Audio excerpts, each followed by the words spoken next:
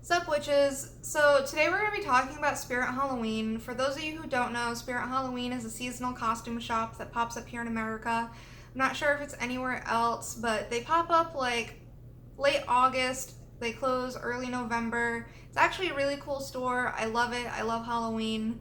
But in recent years, they started selling witchcraft items and items that have pagan symbolism. They sell tarot cards, sage bundles, they sell pentacle wreaths, boxes with the triple moon goddess symbol. And the section that they sell it in is called the black magic section, which is obviously like a misrepresentation of all these items and all the practices that they come from. So there is this big debate over whether or not it's appropriate for Spirit Halloween to be selling these things. So I wanted to go check it out because I had never seen this before. This was news to me. So I went into Spirit Halloween and they didn't really have much. I don't know if it's because it's still like September and we haven't really hit October yet. But they had like sage bundles and tarot cards.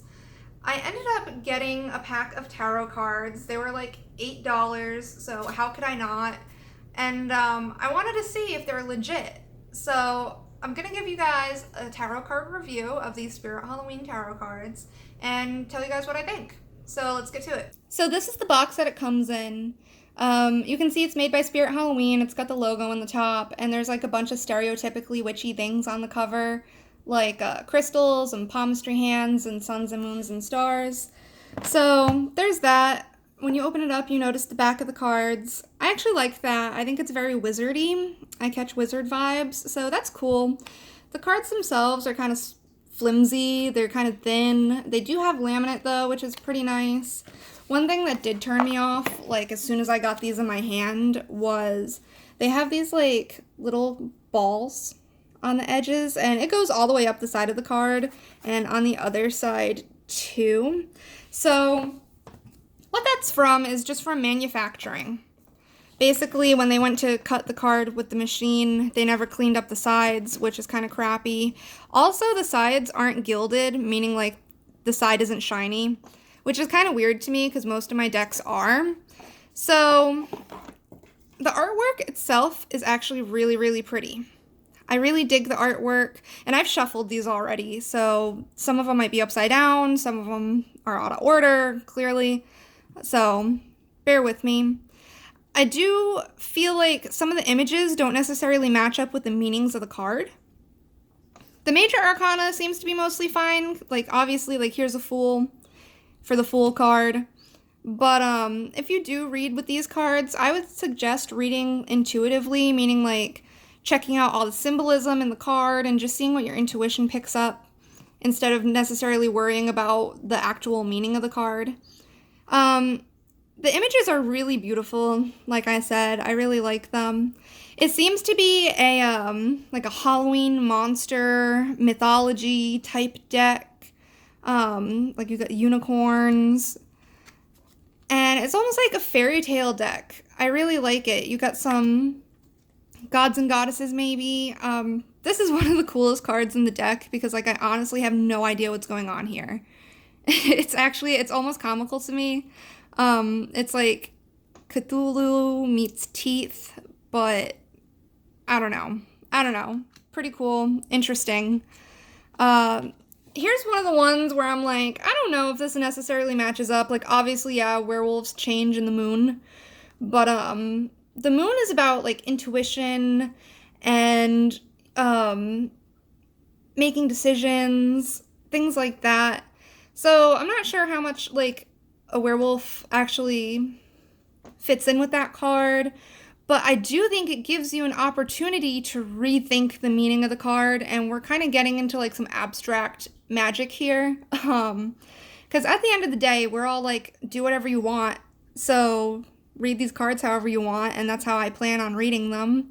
Like, to me, wolves are very intuitive creatures, so for me, the werewolf would make sense for the moon card, but I'm not sure, like, classically, if it would make sense.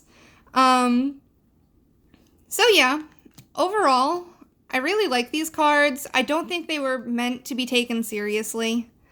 I think that they were meant to be like costume cards. Like if you wanted to be a witch or like a fortune teller, you would get these cards. But I'm going to use them. I don't think they're terrible.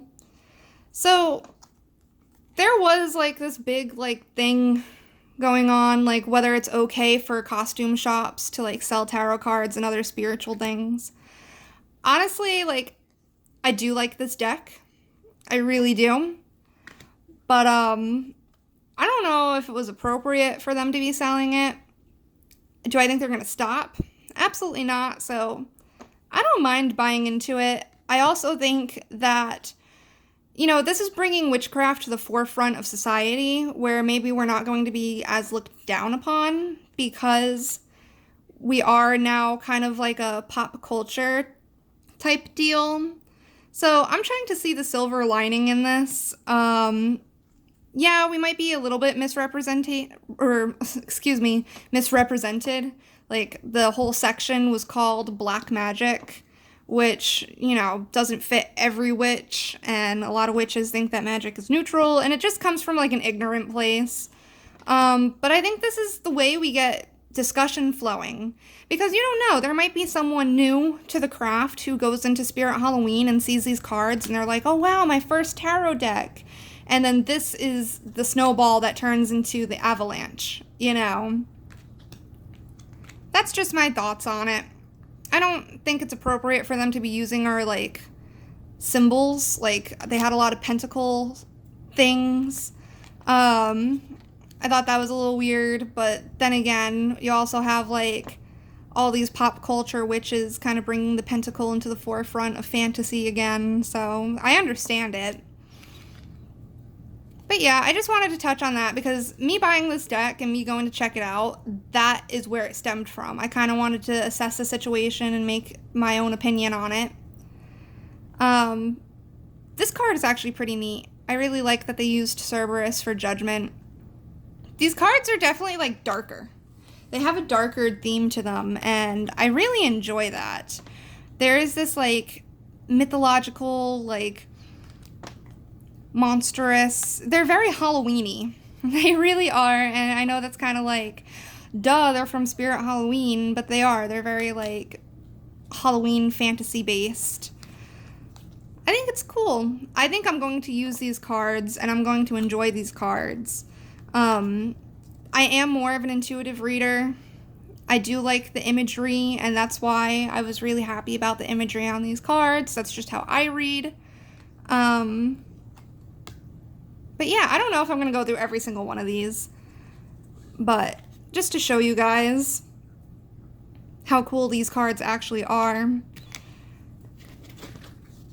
But yeah, there we go. I passed my judgment on these cards.